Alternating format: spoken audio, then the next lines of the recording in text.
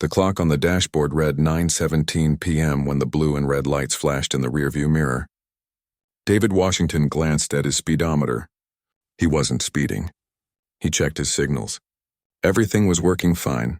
Yet here he was, being pulled over in one of the city's wealthiest neighborhoods, just 3 blocks from his own home. David took a deep breath and pulled his black Mercedes sedan to the curb. He'd been through this before. Too many times, actually. But tonight, he told himself, he would stay calm. He would be polite. He would do everything by the book. He rolled down his window and placed both hands on the steering wheel where they could be clearly seen. The cool October air drifted into the car as he waited. Behind him, he could hear a car door slam and footsteps approaching. "License and registration," came the gruff voice before the officer even reached the window. David turned his head slightly to see the officer. The man was tall, probably in his late 30s, with a thick neck and a face that already seemed annoyed. His name tag read Officer D. Hayes. "Good evening, officer," David said calmly. "May I ask why I was pulled over?" "I'll ask the questions here," Hayes snapped. "License and registration now." David nodded slowly. "Of course. I'm going to reach for my wallet in my jacket pocket, and my registration is in the glove compartment." "Is that okay?" Hayes's eyes narrowed. "Just get them." Moving deliberately, David retrieved both documents and handed them through the window. Hayes snatched them without a word and examined them with a flashlight. David noticed the officer's jaw tighten as he looked at the license. "This your car?" Hayes asked. "Yes, sir, it is." "Uh-huh." Hayes didn't sound convinced. "You live around here?" "Yes, actually." "Just a few blocks that way," David said, gesturing down the street. Hayes let out a short, dismissive laugh. "Right, step out of the vehicle." David's stomach tightened. "Officer, with all due respect, can you tell me why I was pulled over?" "I wasn't speeding and all my lights are working." "I said step out of the vehicle," Hayes repeated, his voice harder now. "You got a problem with following instructions?" "No, sir, I just want to understand." "Out now. Or we can add obstruction to the list." David felt his pulse quicken, but he kept his voice level. "What list?" "What am I being charged with?" Hayes's face reddened. "You're being awful mouthy for someone in your position. Last time, get out of the car." David knew he had rights. He also knew that arguing them on the side of the road rarely ended well for people who looked like him. Slowly, he opened the door and stepped out. At 6 feet tall, he stood almost eye to eye with Hayes, but he kept his posture non-threatening, hands visible. "You been drinking tonight?" Hayes asked, stepping closer than necessary. "No, sir." "We'll see about that." "Where are you coming from?" "From work," David answered. He'd been at the office late, reviewing files for a major case starting Monday. "What kind of work?" Hayes's tone dripped with skepticism. "I work for the city." "Doing what? Maintenance? Janitorial?" David felt the familiar sting of the assumption, but kept his face neutral. "I'm in administration," Hayes smirked. "Administration? That's a fancy word. And they pay you enough to afford a Mercedes? Or is this car borrowed? Maybe from a friend?" "It's my car. I bought it." "Uh-huh. Listen, I'm going to be straight with you. This is a nice neighborhood. We don't get a lot of your type around here at night. Cars like this in an area like this, it raises questions. You understand what I'm saying?" David understood perfectly. His jaw clenched, but he forced himself to stay calm. "Officer Hayes, I live in this neighborhood. I've lived here for 3 years. I pay my taxes. I own my home, and I have every right to drive on these streets. You getting smart with me?" "No, sir. I'm just explaining." "Save it," Hayes cut him off. "I'm going to search your vehicle. Do you have probable cause for a search?" David asked carefully. Hayes's eyes flashed with anger. "I've got all the probable cause I need. You're acting suspicious, you're nervous, and you're being uncooperative." "I'm not being uncooperative. I'm exercising my rights." "Your rights?" Hayes laughed coldly. "Let me tell you about your rights. You're in my traffic stop now, and if I say I'm searching this car, I'm searching this car. Unless you've got something to hide." David knew that tone. It was a trap. Say yes and you're admitting guilt. Say no and you're giving permission. He decided to try a different approach. "Officer, I've been cooperative. I've answered your questions. I've provided my documents. Can you please just tell me what violation I committed that justified this stop?" Hayes stepped even closer, invading David's personal space. His breath smelled like coffee and something sour. "Your taillight." "It's broken. My taillight isn't broken." I had my car inspected 2 weeks ago. Well, it's broken now, so that's a traffic violation. And your attitude is giving me concern for my safety. That's 2 reasons. You want to keep arguing and give me a third? David felt his phone in his pocket. Slowly, carefully, he reached for it. Officer, I'd like to record this interaction for both of our protection. Put that phone away. Hayes barked, his hand moving toward his belt. I have a right to record a police interaction in a public space, David said. But he held the phone where Hayes could see it clearly, making no sudden movements. He activated the voice recorder app. You think you're smart, don't you? Hayes's face was inches from David's now. You think because you've got a nice car and a fancy job that you can talk back to me? Let me explain something. Out here on this street right now, I'm the law. Not you, me. And if I say you're acting suspicious, then you're acting suspicious. If I say I'm searching your car, then I'm searching your car. And if I say you're resisting, well... He let the threat hang in the air. David's mind raced. This was escalating fast, too fast. He'd seen this pattern before, heard the stories, read the reports. He needed to de-escalate, but Hayes didn't seem interested in de-escalation. I'm not resisting, officer. I'm just asking that you respect my constitutional rights. Constitutional rights, Hayes mocked. Where'd you learn those big words? YouTube? Before David could respond, another set of headlights appeared. A second patrol car pulled up behind Hayes's vehicle. A female officer stepped out, younger than Hayes, with her hair pulled back in a neat ponytail. Everything okay here, Hayes? She called out. Fine, Rodriguez. Just doing a routine traffic stop. Subjects being a bit difficult. Officer Rodriguez walked closer, and David noticed her eyes taking in the scene. Him standing by his car, hands visible, phone in hand. Hayes positioned aggressively close. What was the initial stop for? She asked Hayes. Broken taillight. Rodriguez walked around to the back of David's Mercedes and examined the lights. David saw her pause, saw her look again. Both taillights were working perfectly. Hayes, the lights look fine to me, she said carefully. They were flickering when he was driving, Hayes said without missing a beat. Intermittent issue. Rodriguez's expression shifted almost imperceptibly. David caught it. She didn't believe Hayes either. Sir, Rodriguez said, addressing David directly. Can you tell me what happened here? Finally, David thought, someone willing to listen, but as he opened his mouth to speak, Hayes cut in. Rodriguez, I've got this under control. Why don't you go patrol the north end? I'll handle this. She hesitated, clearly torn between respecting a fellow officer and what her instincts were telling her. The night had just gotten a lot more complicated. Officer Rodriguez stood there for a moment, caught between protocol and what her gut was telling her. David could see the conflict playing out on her face. She was young, probably hadn't been on the force more than a few years. Going against a senior officer wasn't an easy thing to do. Hayes, I really think... She started. Rodriguez, I said I've got this. Hayes interrupted sharply. Unless you want to file a report explaining why you interfered with another officer's legitimate traffic stop. The threat was clear. Rodriguez's jaw tightened, but she took a small step back. Not leaving, David noticed, but not challenging Hayes directly either. Hayes turned his attention back to David. Now, where were we? Oh, right, the search. He moved toward the open driver's door. Officer Hayes, David said firmly but calmly, I do not consent to a search of my vehicle. Hayes paused and looked back at him with a cold smile. Well, isn't that interesting? Most innocent people don't have a problem with searches. Makes me wonder what you're hiding. I'm not hiding anything. I'm exercising my Fourth Amendment rights. Big words again, Hayes muttered. He pulled out his radio. Dispatch, this is Unit 347. I need another unit at my location. Suspect is being uncooperative and I have reasonable suspicion of illegal activity. David's heart sank. This was spinning out of control fast. Reasonable suspicion of what? I've done nothing wrong. Hayes ignored him and began walking around the car, shining his flashlight through the windows. David watched helplessly as the officer peered into his vehicle, looking for anything he could use as justification. Rodriguez moved closer to David. When she spoke, her voice was low. Sir, do you have anything illegal in the vehicle? No, ma'am, nothing. Any weapons? No. She nodded slightly, then spoke a bit louder. Hayes, maybe we should just write a warning for the taillight and let him go. It seems like a warning? Hayes laughed. Rodriguez, how long have you been doing this job? 2 years, 3? Let me teach you something. You see a guy like this, in a car like this, in a neighborhood like this, acting nervous and uncooperative, That's not a warning situation. That's a probable cause situation. I'm not acting nervous, David said. I'm standing here answering questions. You're sweating, Hayes pointed out. It's October.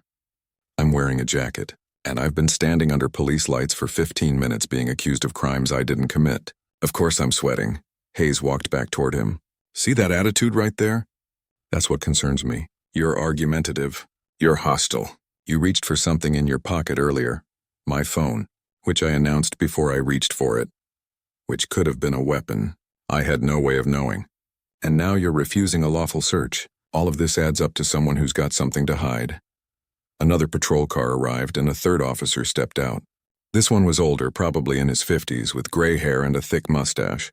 His name tag read Williams. What have we got? Williams asked, looking between Hayes and David. Traffic stop for equipment violation, Hayes said. Subject's been uncooperative from the start.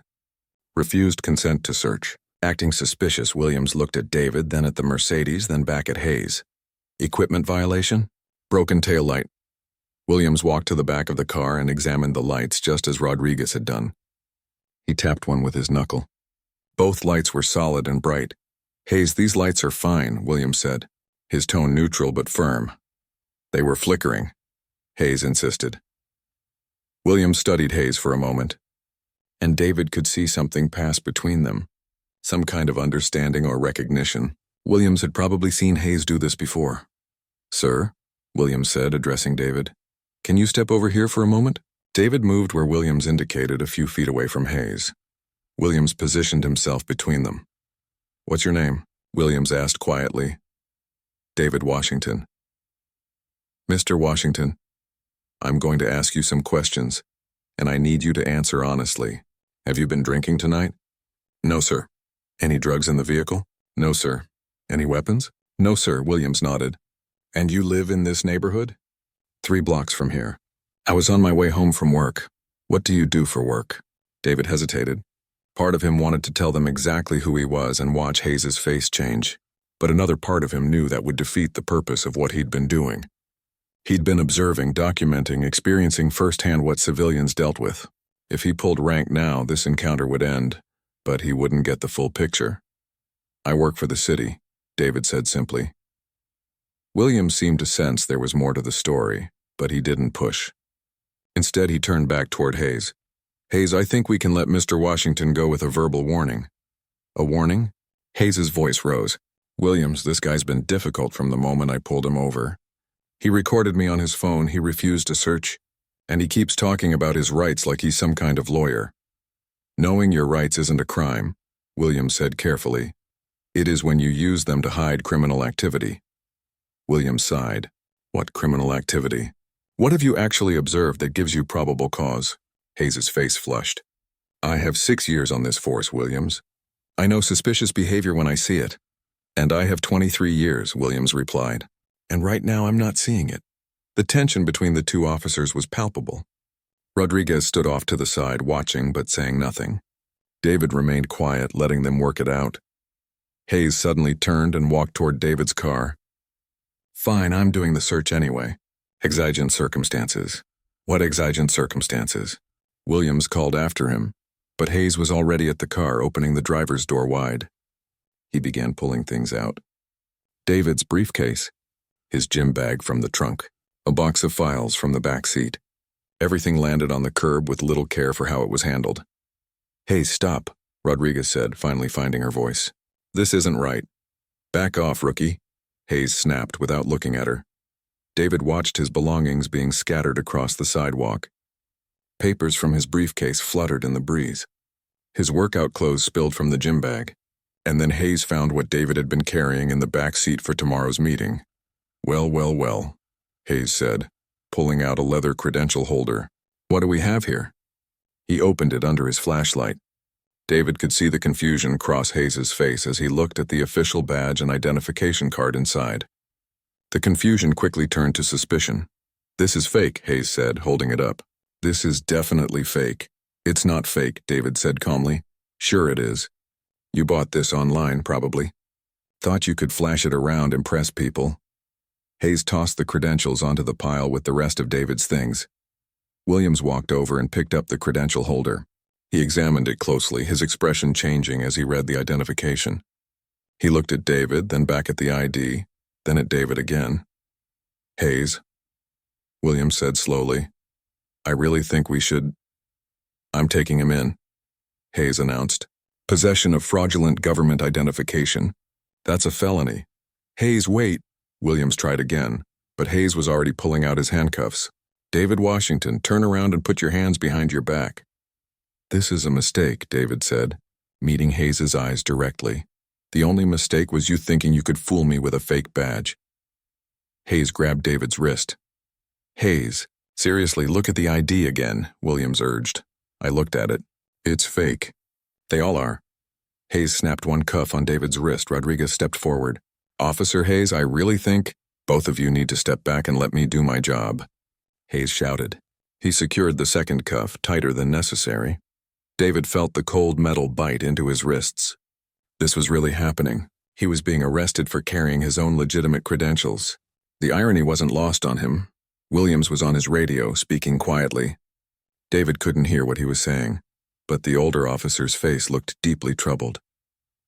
Hayes grabbed David's arm and started walking him toward the patrol car. "You have the right to remain silent," he began, rattling off the Miranda rights in a bored monotone. As David was placed in the back of the patrol car, he caught Rodriguez's eye. She looked horrified. Williams was still on his radio, and Hayes was gathering up David's belongings, shoving them back into the car without any organization. Through the patrol car window, David watched the scene play out. He'd known this job would be difficult. He'd known he'd face challenges, but experiencing it firsthand, sitting in handcuffs in the back of a police car for doing absolutely nothing wrong, brought a new level of understanding. The patrol car door slammed shut, and Hayes got into the driver's seat. "Hope that fake badge was worth it," Hayes said, catching David's eye in the rearview mirror. "You're going to jail tonight." David said nothing. He just watched the neighborhood pass by as they drove toward the station, his hands cuffed behind him, knowing that Hayes had just made the biggest mistake of his career. "What's going on?" Williams asked. Mitchell held up the credentials. "Hayes brought someone in. Says these are fake." Williams took the credentials and his face went pale. "Oh no. What?" Rodriguez asked, moving closer to look. The fluorescent lights of the police station felt harsh after the darkness outside. David was led through the back entrance, still in handcuffs, as Hayes gripped his arm tighter than necessary. They passed through a heavy metal door and into the booking area. The desk sergeant on duty was a woman in her late 40s with reading glasses hanging from a chain around her neck. Her nameplate read, Sergeant Mitchell. She looked up from her paperwork as they entered, and her eyebrows rose slightly. "Hayes, what have you got?" "Possession of fraudulent government identification," Hayes said, pushing David forward slightly. "Pulled him over for a traffic violation, and he tried to pass off a fake badge." Sergeant Mitchell put down her pen and studied David for a moment. There was something in her expression, a flicker of recognition perhaps, but it passed quickly. "A fake badge?" she repeated. "That's right. Probably bought it online. Pretty decent quality, too. Almost fooled me." Hayes dropped David's credential holder on the desk. "But I've seen enough of these to spot a fake." Mitchell picked up the credentials and opened them. She examined them carefully, much more carefully than Hayes had. Her finger traced over the embossed seal. She held it up to the light, checking for watermarks. David watched her face as she read the identification information. "Hayes," she said slowly, "did you verify this with—" "It's fake, Mitchell. Trust me, did you call it in?" "Didn't need to. It's obviously counterfeit." Mitchell looked at David again, and this time her gaze lingered. "Sir, what's your name?" "David Washington." She glanced back at the ID, then at David. Something clicked in her mind, but she seemed uncertain. "And where do you work?" "I work for the city," David said calmly. "In the administrative offices," Hayes snorted. "Yeah, that's what he keeps saying. Look, can we just process him? I've got paperwork to finish." Mitchell hesitated. "Hayes, I really think we should—" "Sergeant, with all due respect, I know how to do my job. This is a clear case of fraud. Can we move this along?" Mitchell's jaw tightened, but she nodded. "Fine, but I'm holding on to these credentials. They'll need to be verified." "Whatever," Hayes muttered. The booking process felt deliberately slow. Hayes took his time with everything. The fingerprints. The photographs. The property inventory. Each step was drawn out, each instruction delivered with barely concealed contempt. Empty your pockets, Hayes ordered. David complied. His wallet, keys, phone, and a few receipts were placed in a plastic tray. Take off your watch. David removed his watch and added it to the tray. Belt. Officer, is that really belt now? Unless you want to add failure to comply to your charges. David removed his belt and placed it with his other belongings. Hayes was enjoying this. Every small humiliation, every petty exercise of power. David could see it in the smirk on his face. Put him in holding 3, Hayes told Mitchell. Hayes, we usually don't put people in holding for, Mitchell began. Holding 3, Hayes repeated firmly. This guy's been nothing but trouble since I pulled him over. He needs to cool off. Mitchell looked like she wanted to argue but thought better of it. She gestured for David to follow her down a hallway. The holding cell was small and cold, with a metal bench bolted to the wall and a toilet in the corner. 3 other men were already inside, all looking tired and defeated. Sorry, Mitchell said quietly as she unlocked the cell. I'll see what I can do. The door clanged shut behind David. He sat down on the edge of the bench as far from the toilet as possible. One of the other men looked at him curiously. What did they get you for? The man asked. They think my work ID is fake, David replied. The man shook his head. Man, they'll arrest you for anything these days. David didn't respond. He was thinking about everything that had happened, cataloging every detail. This wasn't just about him anymore. This was about every person who'd been treated this way and didn't have the position or the power to do anything about it. Back at the front desk, Mitchell was staring at David's credentials again. She picked up her phone and dialed an internal extension. Williams, you got a minute?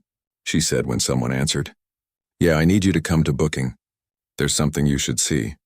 A few minutes later, Williams walked in, followed by Rodriguez. Both officers looked concerned.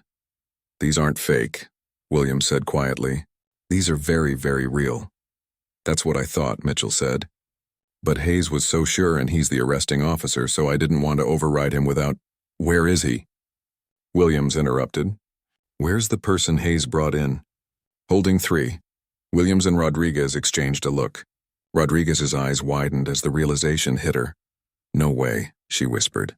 Is that the same guy from the traffic stop? Williams nodded grimly. I tried to tell Hayes. I tried to get him to look at the ID properly. But he wouldn't listen. Who is he? Mitchell asked, confused. Williams set the credentials down on the desk, open so Mitchell could read them clearly. Her hand went to her mouth. Oh my God. Yeah, Williams said. We need to get him out of that cell right now. And we need to find Captain Brennan. Brennan's not here, Mitchell said. She went home an hour ago. Then call her. Wake her up if you have to. This is... Williams trailed off, running his hand through his gray hair. This is bad. This is really bad. Rodriguez looked like she might be sick. I tried to tell Hayes something was wrong. I tried to get him to stop, but he wouldn't listen. I know, Williams said. I saw. We'll deal with that later. Right now, we need to do damage control. Mitchell was already on the phone, speaking in urgent, hushed tones. Williams went to a computer terminal and pulled up the dash cam footage from Hayes's patrol car. Rodriguez stood behind him as the video played. They watched the entire stop from beginning to end. The initial pullover, Hayes's aggressive tone from the start, David's calm responses, the search without proper consent, the dismissal of the credentials as fake, the arrest. He never had cause to pull him over in the first place, Rodriguez said quietly. Those taillights were working perfectly. I checked them myself. I know, Williams said. And watch here, see how Hayes escalated at every opportunity? Even when Mr. Washington was being completely cooperative. Mitchell hung up the phone. Captain Brennan is on her way. She'll be here in 20 minutes. She wants Mr. Washington released immediately and brought to her office. What about Hayes? Rodriguez asked. She wants him here too. Williams nodded. Mitchell, can you get Mr. Washington out of holding? I'll go find Hayes. As Mitchell headed toward the holding cells, Williams turned to Rodriguez. I need you to write up everything you saw tonight. Every detail. Don't leave anything out. Will this go on my record? Rodriguez asked nervously. Being at the scene of a bad stop? Not if you tell the truth, Williams assured her. In fact, your report might be the thing that saves you from any blowback. You tried to intervene. I heard you. That matters. Rodriguez nodded and headed toward the report room. Williams found Hayes in the break room, pouring himself a cup of coffee. He looked relaxed, almost pleased with himself. Hayes, we need to talk. What's up? Hayes took a sip of his coffee. That man you brought in, the one with the credentials you said were fake. Hayes rolled his eyes. What about him? Is he claiming police brutality or something? They always do. Hayes, those credentials were real, no way. I looked at them. They were real, Williams repeated, his voice harder now. And Captain Brennan is on her way in. She wants to see you immediately. Hayes set down his coffee cup.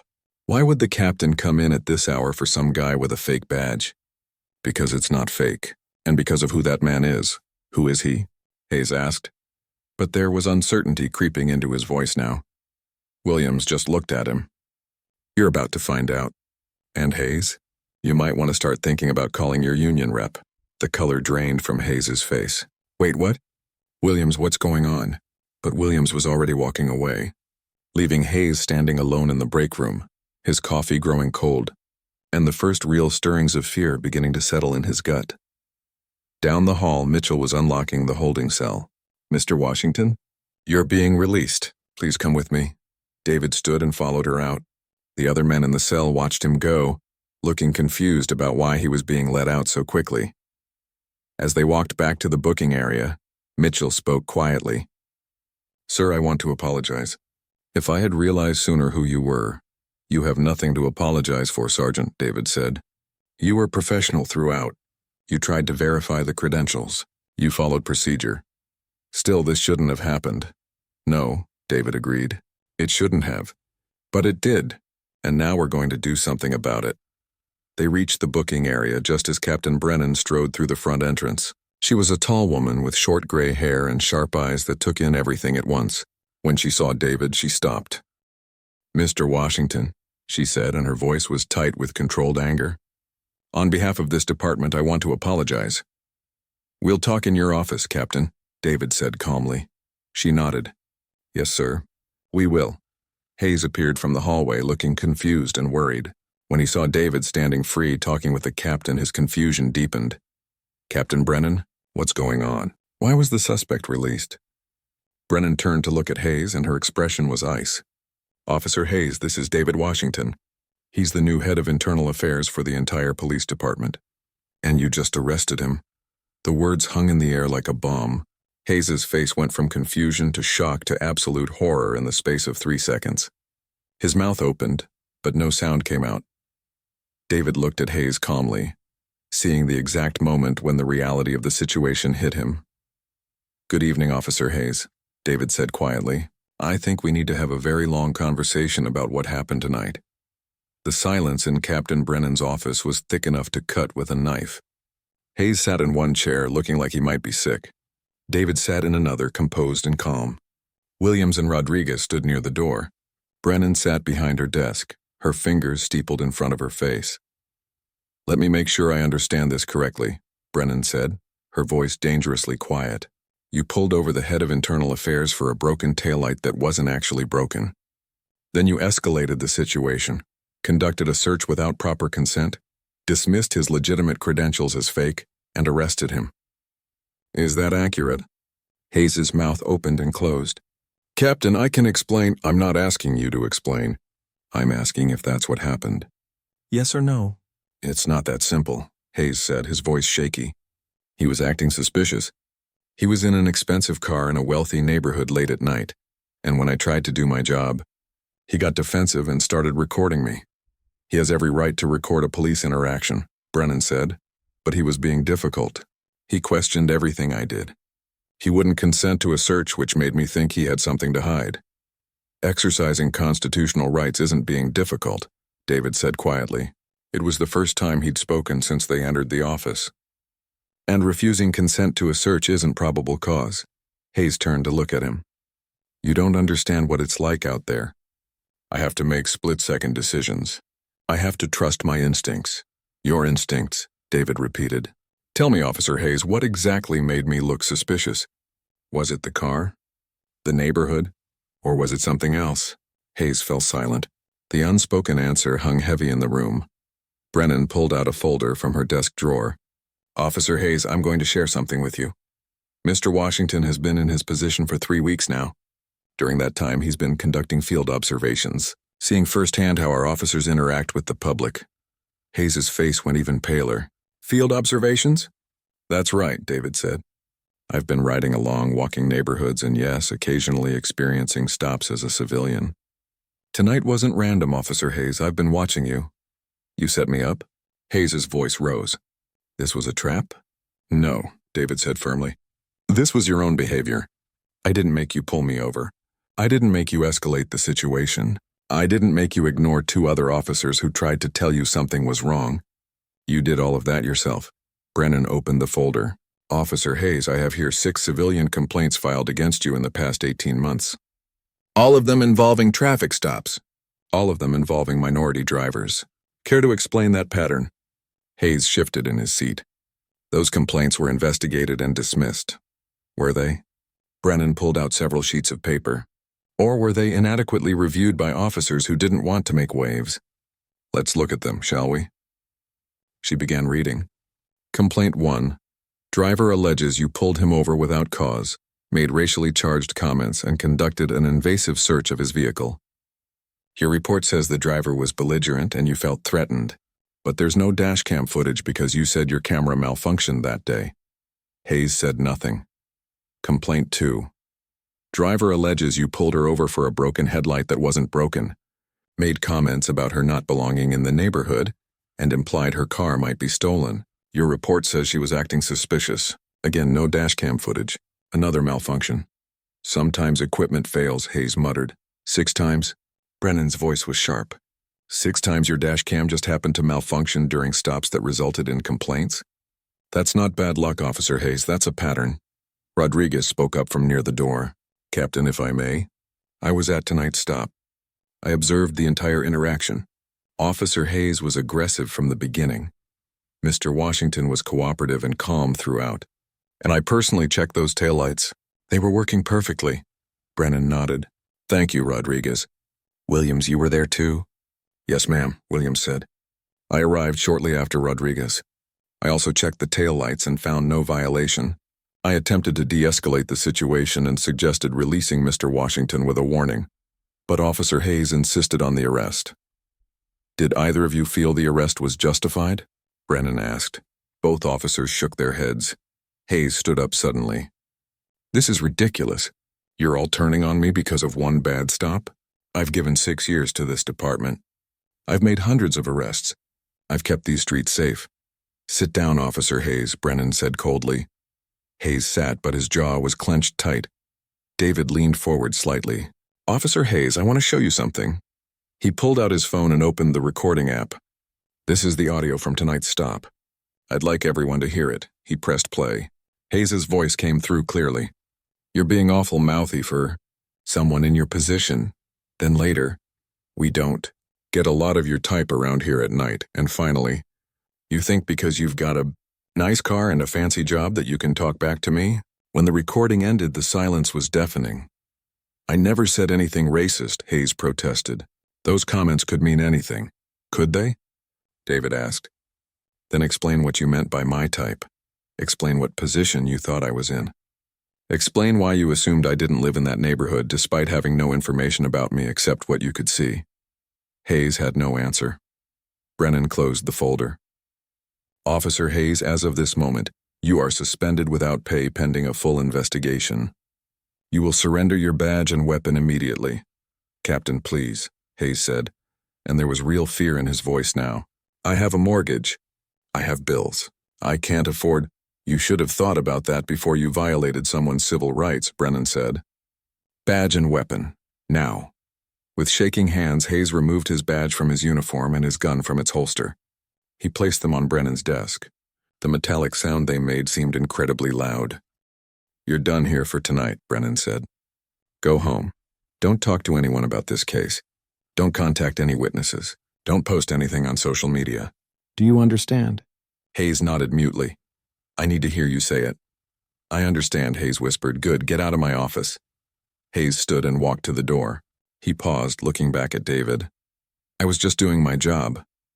No, David said quietly. You were abusing your authority. There's a difference. Hayes left and the door closed behind him. The tension in the room eased slightly. Brennan turned to Rodriguez and Williams. Rodriguez, I want to commend you for your professionalism tonight. You attempted to intervene and you documented your concerns. That takes courage, especially for a junior officer. Rodriguez looked relieved. Thank you, Captain. I just did what I thought was right. Williams, same goes for you. Your experience and judgment were on full display tonight. Williams nodded. Just wish I could have stopped it before it got to the arrest. You both did what you could, David said, and your actions will be noted in my report. Brennan stood and walked around her desk. Mr. Washington, on behalf of this department, I apologize again for what happened tonight. This is not the standard we hold ourselves to. I know it's not, David said. I've seen good officers tonight, Rodriguez, Williams, Sergeant Mitchell. They did their jobs with integrity. But Hayes represents a problem that exists in too many departments. Officers who see certain people as threats just because of how they look. Officers who escalate instead of de-escalate. Officers who think the badge gives them unlimited authority. What do you recommend we do? Brennan asked. David stood. First, we complete a thorough investigation into Hayes and every stop he's made in the past 2 years. We reach out to every person who filed a complaint and properly review their cases. We check every dash cam that mysteriously malfunctioned. Done, Brennan said. Second, we implement mandatory bias training for every officer in this department. Not the kind where everyone sits through a boring PowerPoint and signs a form. Real training that challenges assumptions and teaches de-escalation. I'll start working on it tomorrow. Third, we revise our complaint process. Make it easier for civilians to file complaints. Make sure every complaint is taken seriously and properly investigated. And we create real accountability. Brennan nodded slowly. That's going to be a lot of work. Some officers won't like it. I know, David said, but it's necessary. Tonight I experienced what thousands of people in this city experience regularly. I'm in a position to do something about it. And I intend to. Rodriguez spoke up again. Sir, if you need help with any of that, I'd like to volunteer. What I saw tonight, it wasn't right. If there's a way I can be part of making things better, I want to help. David smiled at her. I'll take you up on that, Officer Rodriguez. We need more officers like you. Williams cleared his throat. Count me in too. 23 years on the force, and I've seen too many good officers get pushed out while bad ones stay protected. It's time for that to change. Thank you both, David said. We're going to need all the help we can get. Brennan returned to her desk. Mr. Washington, what happens with Hayes now? David's expression became serious. That depends on what the investigation uncovers. But based on tonight alone, civil rights violations, false arrest, conducting a search without probable cause, and falsifying the reason for the stop. Those are serious charges. Criminal charges? Brennan asked. Possibly. That's for the district attorney to decide. But at minimum, he should never wear a badge again. Brennan nodded. I'll make sure the investigation is thorough. You have my word. David collected his belongings from the property desk and walked out of the station. It was almost 3 in the morning now. The city was quiet, the streets empty. As he drove home in his Mercedes, passing through the same neighborhood where he'd been pulled over hours earlier, he thought about everything that had happened. He thought about Hayes, who would probably lose everything. He thought about Rodriguez and Williams, who had stood up for what was right. He thought about all the people who'd experienced what he had tonight, but didn't have the power to fight back. And he thought about the work ahead. The policies to change, the training to implement, the culture to shift. It wouldn't be easy, but it was necessary. And as David pulled into his driveway, finally arriving home, he was more determined than ever to see it through. 3 months had passed since that October night. David sat in his office on the 4th floor of police headquarters, reviewing the latest training reports. The morning sun streamed through the windows, casting long shadows across his desk. His office was simple and functional. No fancy decorations, just files, a computer, and a wall covered with charts tracking the department's progress. There was a knock on his door. Come in, David called out. Officer Rodriguez entered carrying a tablet. She looked different now, more confident. She'd been promoted to sergeant 2 weeks ago, the youngest in the department's recent history. Morning, sir. I have the quarterly report on traffic stops you requested. David gestured to the chair across from his desk. Have a seat. What are the numbers telling us? Rodriguez pulled up the data on her tablet. Traffic stops are down overall by 12%, which is actually a good thing. It means officers are being more selective and stopping people for legitimate reasons rather than fishing expeditions. What about complaint rates? Down 38%, Rodriguez said, and there was pride in her voice. The new de-escalation training is working. Officers are learning to communicate better, to slow things down instead of ramping them up. David nodded, making notes. And the demographic breakdown of stops? Rodriguez hesitated slightly. Still not perfect, but improving. We've seen a 17% reduction in stops where race appeared to be a primary factor. The body camera review process is helping too. Officers know their stops are being randomly audited, so they're being more careful.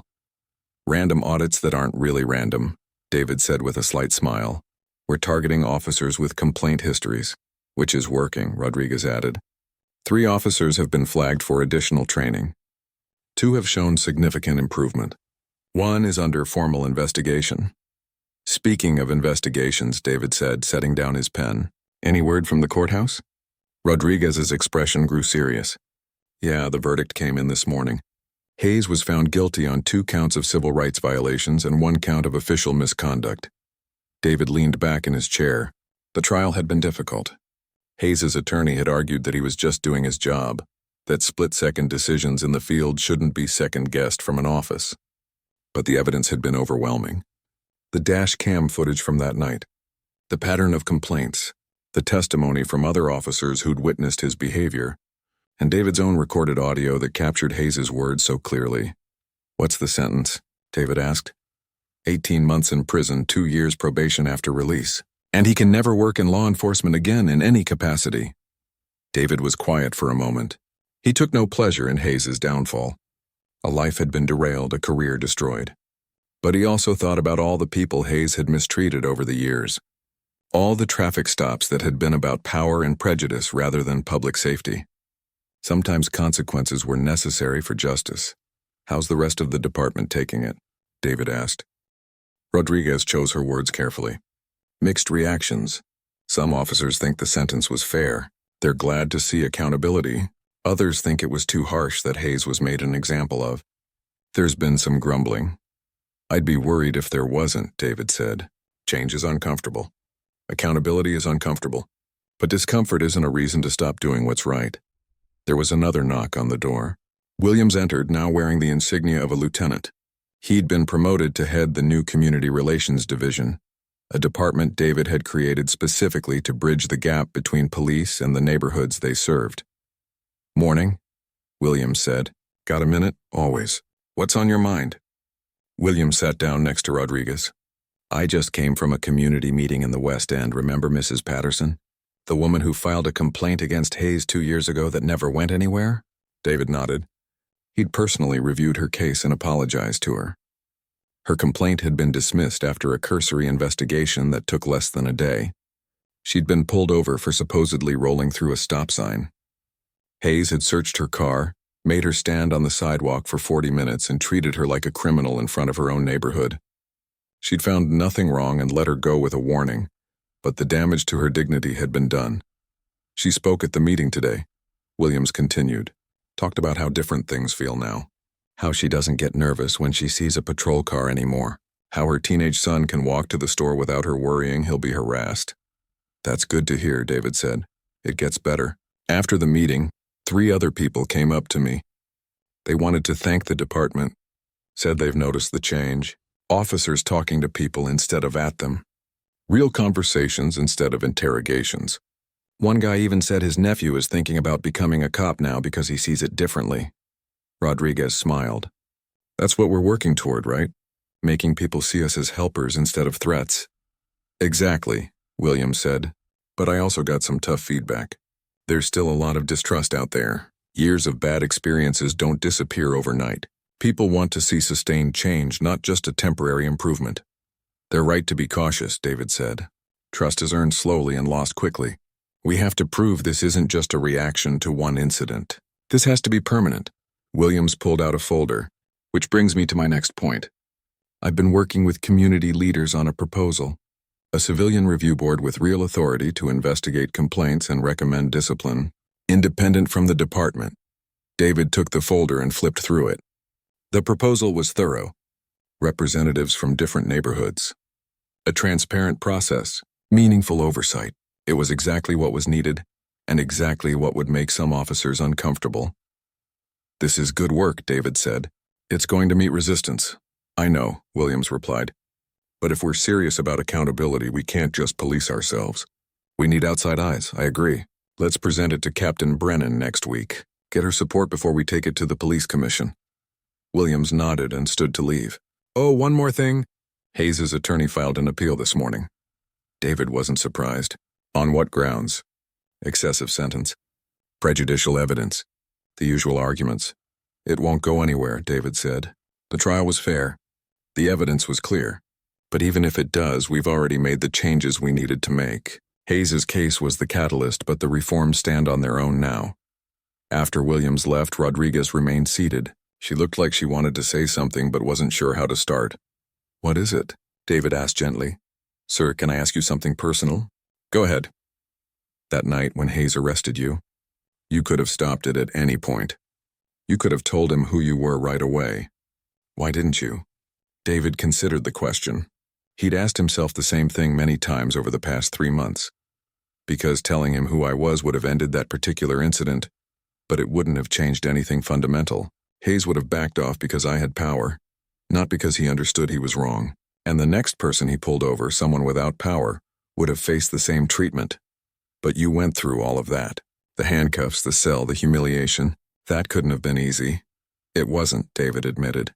But it was necessary. I needed to experience it. Not just observe it or read about it in reports, but feel it. The powerlessness. The frustration. The anger at being treated like a criminal for doing nothing wrong. That experience informs everything I do now. Every policy I write, every training I develop. It's all shaped by those few hours. Rodriguez nodded slowly. I've been thinking about that night a lot. About how close I came to just walking away. Hayes was my superior. Going against him could have ended my career. But you didn't walk away. You stayed. You documented. You spoke up. That took real courage. I was scared the whole time. Courage isn't the absence of fear, David said. It's doing the right thing despite the fear. You showed me that night that this department has officers worth fighting for. Officers who care about doing the job the right way. Rodriguez stood to leave but paused at the door. Sir, do you think we can really change things? Not just in this department, but everywhere. David thought about the question.